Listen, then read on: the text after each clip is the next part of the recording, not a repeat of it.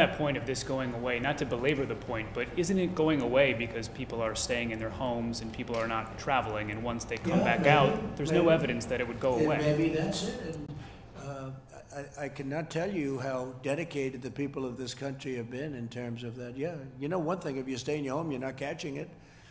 If you stay in your place and you don't go out, and which is what people were doing, but they want to go out now. They want to get back, and they want to do what they have to do. And some of the facts are coming out, and we did all the right moves. I tell you, we wouldn't do. We were talking to Mike before. If we didn't do what we did, you would have had 1 million people die, maybe more, maybe 2 million people die. And if you think that we'd be at 65 or 70 or 60 or whatever the final number would be, 1 is too many. I always say it, 1 is far too many. This should have never been allowed to happen. Should have been stopped a long time ago before it ever got here or to other countries. But if you really think about it, you could have had, I take a look at Elmhurst Hospital, or I take a look at some of these places that I know growing up in Queens, and I know Elmhurst Hospital, I know these places very well, like the back of my hand. And you'd see body bags lying all over the hallways and outside and going into refrigerated trucks. And multiply that number by 10 or 20, if we didn't do what we did, it wouldn't be acceptable, it wouldn't be sustainable. Nobody would have accepted that. It would have been a terrible thing. We've done it right. I can't believe how incredible the American people have been, because they went out and they really did this, Chris. When you think they went out and they did what they had to do.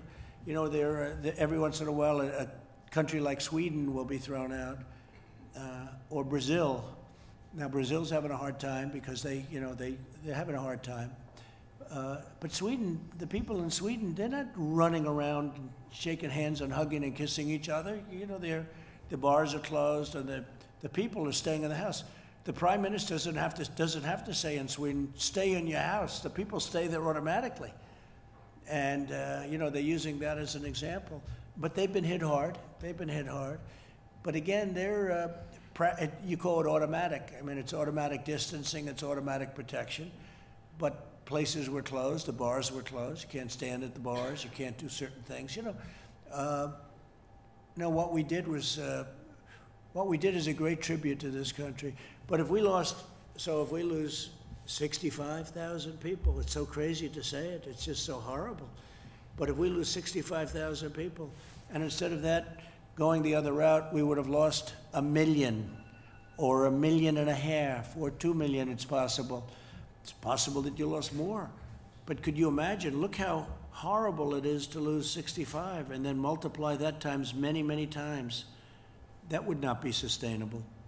So I think with all of that, I want to just thank everybody, and I want to thank these business folks are just tremendously talented people. People have no idea how talented they are, the job they do, and we're getting our way back, I think, much faster than people think, and I think it's going to be a much more successful launch than anybody would have thought. I really think next year is going to be a tremendous year, and I think the fourth quarter is going to be, Larry, I think the fourth quarter is going to be fantastic. I can feel it.